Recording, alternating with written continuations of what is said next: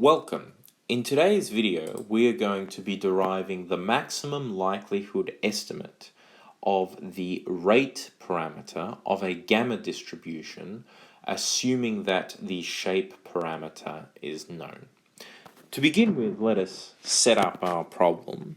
And our problem is as such. Suppose that we have a series of random variables, which I'll label as x1, x2, xn. And they follow a gamma distribution with rate parameter or shape parameter alpha and rate parameter beta. And suppose furthermore that these functions are independently and identically distributed. Then the PDF, or the probability density function of any of these xi, is given by the following. I'll write f subscript x of xi given alpha beta is equal to beta to the alpha over gamma of alpha xi to the alpha minus 1 e to the negative beta xi, of course, where xi is greater than 0. And of course, we know that this gamma function here takes this form. It is given by the integral of 0 to infinity of what I should write as t to the alpha minus 1 e to the negative t dt, where t is just some dummy variable. And this can simplify simply to alpha minus 1 factorial, where alpha is a natural number. So, using this information here, we can now derive the likelihood function. And the likelihood function, which I will give the formulation L subscript n of alpha and beta, given a particular set of data, here x, where x is a vector, noting just above that x is a vector of observations, x1, x2, all the way through to our nth observation, xn. So this represents our likelihood function given a set of data points. We can rewrite this, or we can use the definition here as the product of I equals 1 to n of all our respective density functions of xi given alpha beta. We can then substitute in our expression that we had for the function, and I'll take it up here, copy that, and then copy that down here. And again, so this is the product of I equals 1 to n of all those density functions. And I might put some brackets around it so it's a bit more clear. Now, you've got a product of terms multiplied by each other. So that is actually the equivalent of I equals 1 to n of beta to the alpha on gamma alpha times product of I equals 1 to n of xi to the alpha minus 1 times product of I equals 1 to n of e to the negative bxi. In other words, the product, you can take the product of each of these respectively with inside those brackets. So if, for example, here, and this is a bit of a tricky one to think about, but here we've got the product of I equals 1 to n. There are no components here that actually depend on the index here, I, in other words, like these terms here.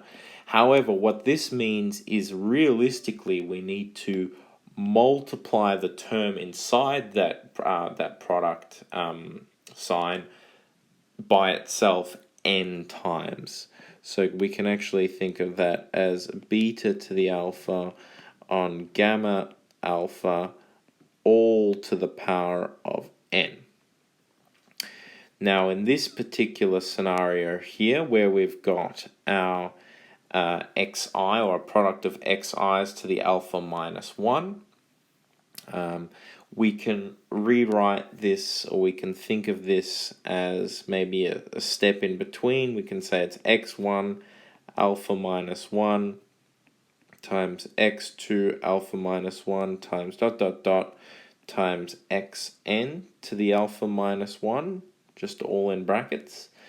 And then similarly here for our product of e to the negative beta xi's, we've got our second product, which would be e to the negative beta x1 times e to the negative beta x2 times dot dot dot times e to the negative beta xn. Now we're going to do a bit more simplification, so it's a little bit easier to digest. Here, of course, we've got a fraction to the power of n, so what we can do is we can distribute that power to the numerator and the denominator. So when we do that, we get beta to the alpha n at the top, and then we've got gamma of alpha to the power of n at the front. Now, this particular scenario here, what I want us to understand is because we have consistent powers and we're multiplying a series of terms together with the same power, we can actually simplify that to x1 times x2 times dot dot dot times xn, all to the power of a minus 1. As our second term in this expression. And then finally, in our final term in this expression that we have up the top here, we've got all the same power of, all the same base, which is e, and then we've got a series of powers here. So what we can write in this particular circumstance is we can use the power law to note that we can add powers together. So then this term, or this expression here, becomes e to the negative beta x1 minus beta x2 minus dot dot dot minus beta xn, all in the one expression. And if I really wanted to, I suppose I could, oh no, don't have any space for it there, that's okay. Then we can do one more line, or in fact we might do two more lines of simplification. We've got beta alpha n still on gamma of alpha to the power of n times. Now I'm just going to, instead of writing x1 times dot dot dot dot times all the way to xn, I'm instead going to rewrite this as the product of I equals 1 to n of xi, sort of in simplified terms, all to the power of a minus 1 still. And then we're going to multiply this by, in this particular instance here, we've got a series of components put together, but when we can simplify this sum, we can actually rewrite it as e to the negative beta. We can take out a negative beta out of as a common factor out of all these sums, and then what we're left with is x1 plus x2 plus x all the way to xn, or simply we can rewrite this as I equals 1 to n of xi in sort of a simplified way. And finally, what we're going to do here is, just on the side, I'm going to define two important functions. Or not functions, I'll call them statistics, which aren't technically functions, but functions of the data. And the first one, or statistics of the data, is x bar.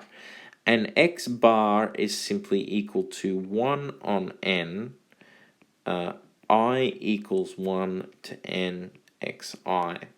And the reason I'm doing that is because what it means, and I might put it a little bit higher, just a bit higher here, that actually means that nx bar, if we multiply both sides, and again, this is defined by the sample mean.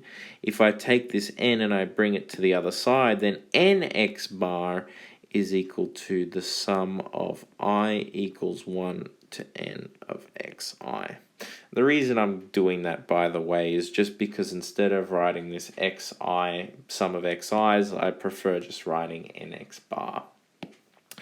And then similarly, we're going to do something similar later, but before I do that, perhaps what is useful here is to do the log likelihood function. So let me just first rewrite this expression that I have around here, copy that, paste that in this part here, and then we've got this value. I'm going to, instead of replace that xi, I'm going to replace that with nx bar. So I'm going to do a similar one later on, but for now let's just focus on what we have. So, using this information, I'm going to take a copy of this,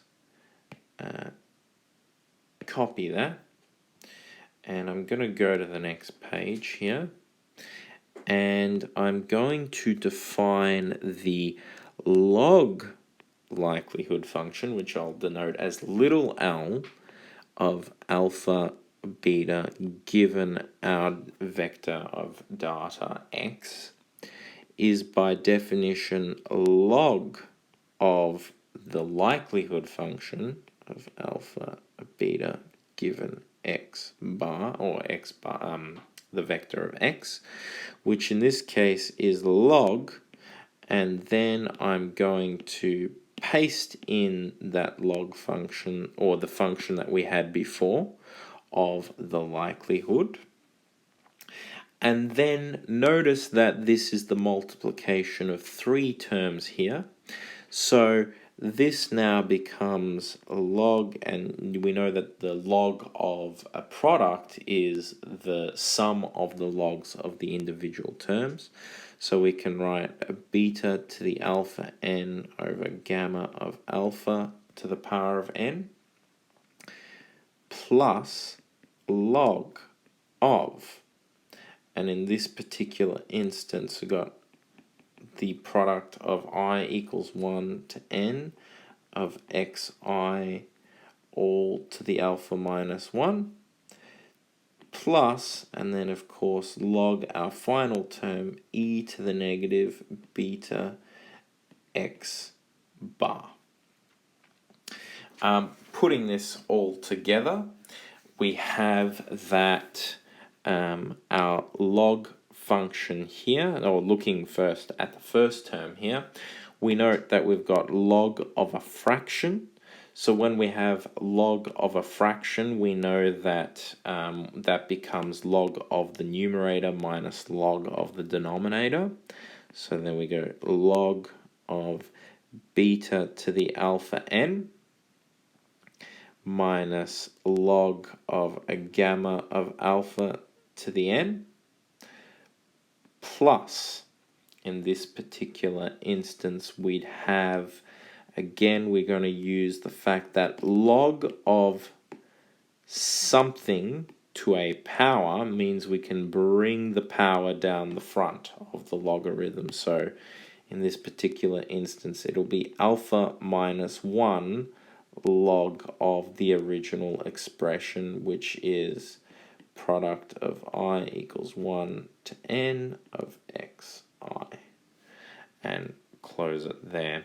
And then finally what we have is, of course, log of e to the power of something. And when you have log of e to the power of something, notice that I've evidently forgotten the beta n x bar. Be careful about that. I forgot the n in this formula.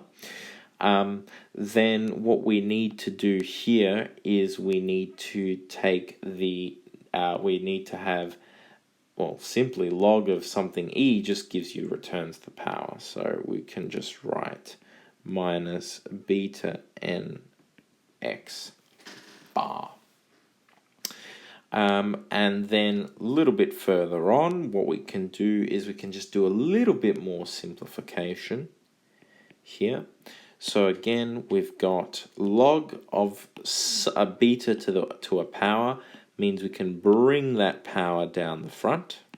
So we'll go alpha n log beta minus, again, we've got a function gamma to the power of n. We can bring that n down the front, so minus n log of gamma of alpha.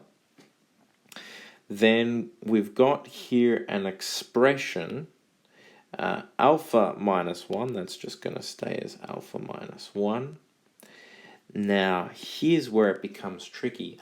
Remember that log of a product becomes the sum of the individual logs. So we're going to rewrite this as the sum of I equals 1 to n of log xi. And if you need to see that in a bit more detail, just so that you can see it maybe a bit more clearer, note that log of the product I equals 1 to n of xi, well, that would be log of x1 times x2 times dot dot dot times x, times xn, which is equal to log of x1 plus log of x2 plus dot dot dot plus log of xn, by definition of how logs operate when you take products inside a log. And then of course this expression here looks very similar to taking the sum of I equals 1 to n of log xi. And of course this is the expression that I wrote previously.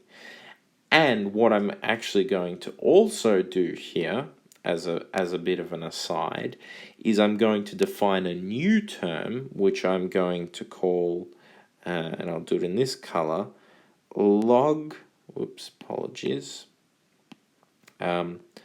log x, and I'm going to put a bar on top of the whole expression, not a bar on top of just the x, but a bar on top of the whole expression, which is meant to define 1 on n, I equals 1 to n of log xi.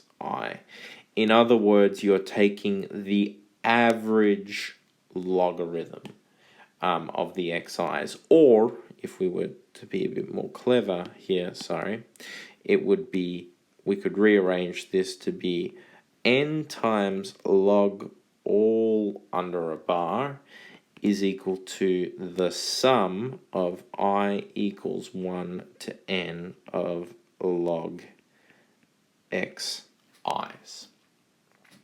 And that's just going to allow me, if I look back at the original writing, going back to what we were actually trying to calculate. So if I copy that, paste it here, and I look at the original white writing at the top, it means we can just do one simplifying term. By the way, before I forget, there is still that minus beta nx bar that I forgot from here on the last line. We've still got that beta nx bar. But now we can just do one extra line of simplification for this point in here, where we're going to replace the sum of log xi's with our newfound expression. So then it becomes is equal to alpha n log beta minus n log gamma of alpha plus alpha minus 1 n log x bar minus beta n x bar. And that is the expression that we're going to use to try and calculate our maximum likelihood estimate. So, to calculate our maximum likelihood estimate, in this particular instance, I'm just going to note that we are doing this for a known value of alpha. We are doing this for a known value of alpha, but for completeness, and just to point out, when we're doing it for a known value of alpha, we already know alpha. We don't need to differentiate with the likelihood function with respect to alpha to compute maximum likelihood estimates. However, for completeness, I will include differentials for under alpha, under beta, under alpha and beta together, and twice under alpha and twice under beta, just to get practice at differentiation. However, let me be clear that when you have a known value of alpha, you only need to be interested in the derivatives of the likelihood function with respect to beta. That being said, when the value of alpha is unknown, derivatives are not are going to be important. But for now, it's just an exercise of differentiation, at least with respect to alpha. So I'm just going to take our function here, copy this function to a new page so we have a record of it that we can refer to. And the first function that we're going to define is the derivative with respect to alpha. And again, remember that the whole core is we need to maximize the value of the likelihood function. That's why we take derivatives. But this, at least with respect to alpha, we're not going to be too interested in. It's just an exercise. So if we differentiate this function at the top with respect to alpha, this will give you, if we look at the first term here, partial differentiation, I should say, where we treat everything else as a constant, means we've got just simply n log beta at the front of this particular function. Now, here is where it becomes tricky because we've got log of a gamma function. How do you differentiate log of a gamma function? Well, normally when you differentiate log of a function, what you end up with, and I'm just going to write, and you end up with the derivative of the function over the original function. And in fact, that's exactly what we're going to get when we differentiate the gamma function. And then over here, we note that we've got an alpha here, and we've got an n log, or the average of log x. And so then when we differentiate that, we're just left with n log x, or bar. And then in the last term with the bn, the beta and the n and the x bar, there are no alphas, so we're done. Then, similarly, we're going to take the second derivative with respect to alpha, given x bar on alpha, or alpha squared. So then in this particular case, this first term that doesn't depend on alpha, this second term doesn't depend on alpha, so when differentiated with respect to alpha, they disappear. However, these middle terms do depend on alpha, and so then what we've got here is we've still got our minus n at the front, but remember, here we've got a quotient, we've got a fraction, and when we differentiate a fraction, we can use the quotient rule, which is you take the derivative of the top function So in this case, it would be the second derivative, because we've already calculated first derivative, multiplied by the bottom function. In this case, it's our gamma of alpha, less or minus the top function, the derivative of alpha, multiplied by the derivative of alpha. And of course, that will all be over, we can write this all over the bottom function all squared. And in fact, what I'm just going to do is this derivative and times the derivative, I'm just going to write as the derivative squared, and I'm just going to remove the second term, the second derivative. And there we've got our expression for the second derivative. Going to do something similar for beta. So we've got the derivative of the log likelihood function, or the partial derivative, this time with respect to the beta component, and this is the one that is going to be useful when we try and calculate the maximum likelihood estimate. Let's have a look. So we've got our function at the top here again. Let's not forget it. So the first derivative in this particular instance, here's a component that depends on beta.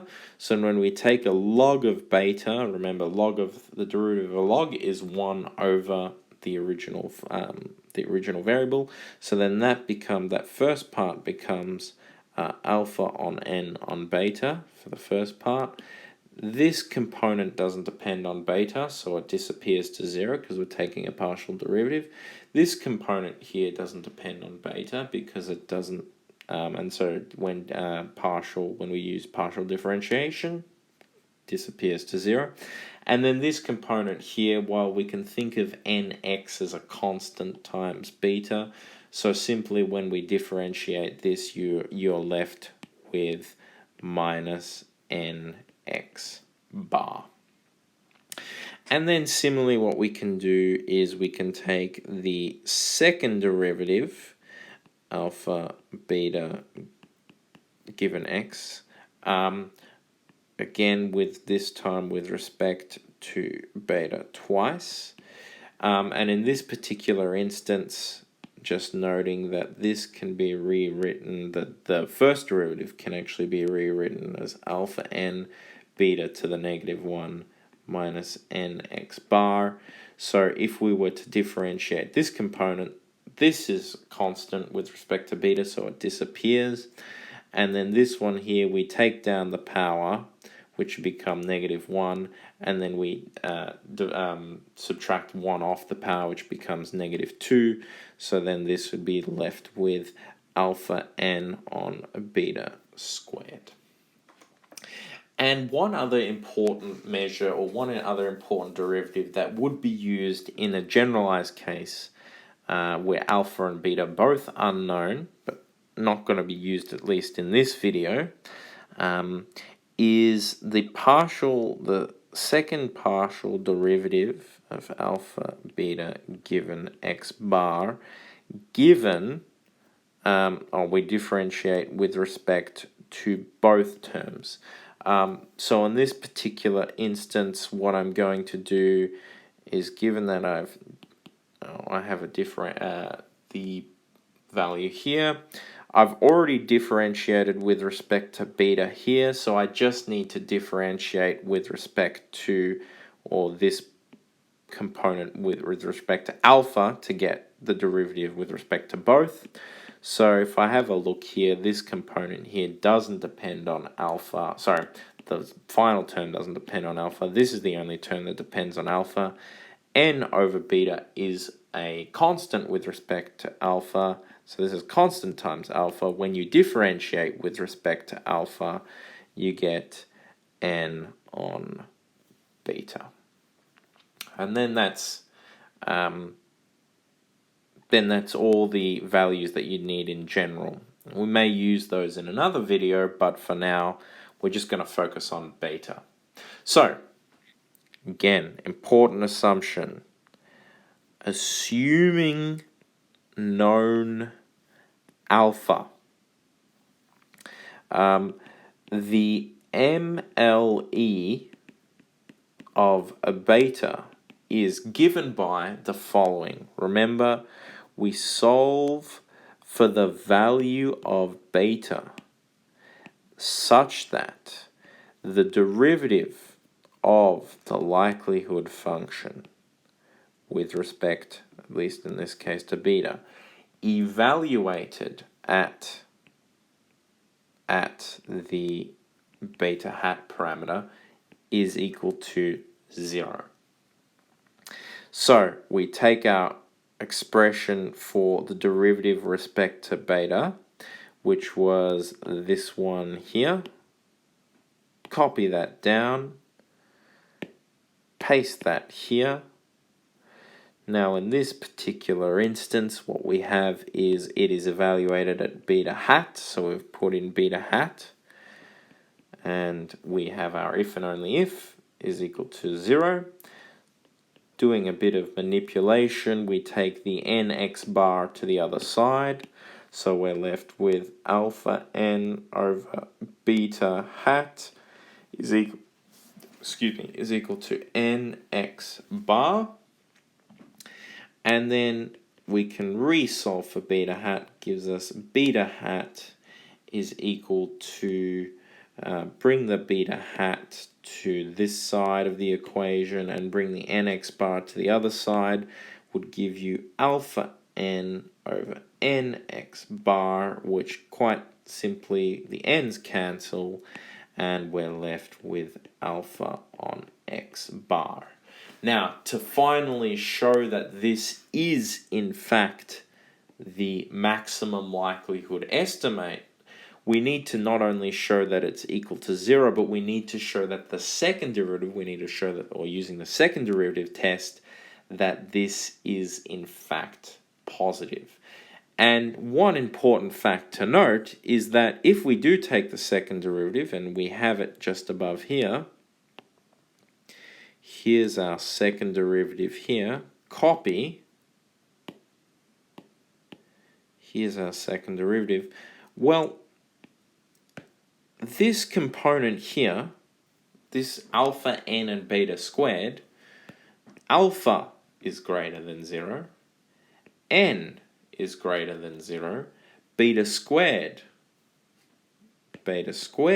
is greater than 0. And so when we take negative of everything, all terms that are greater than 0, then this has to be less than 0, at least for all beta, an element of R, realistically, but beta can only take a value between 0 to infinity. So I'll write it as such. And this effectively gives us confirmation that given it's less than 0, then this is a maximum by the second derivative test. And so then this proves that beta hat, which is equal to alpha on x bar, is the maximum likelihood estimate. And so we can write in general the MLE, and I'll write that a bit nicer, the MLE of beta is beta hat, which is alpha, and now we can turn this into capital X, express it as a random variable instead.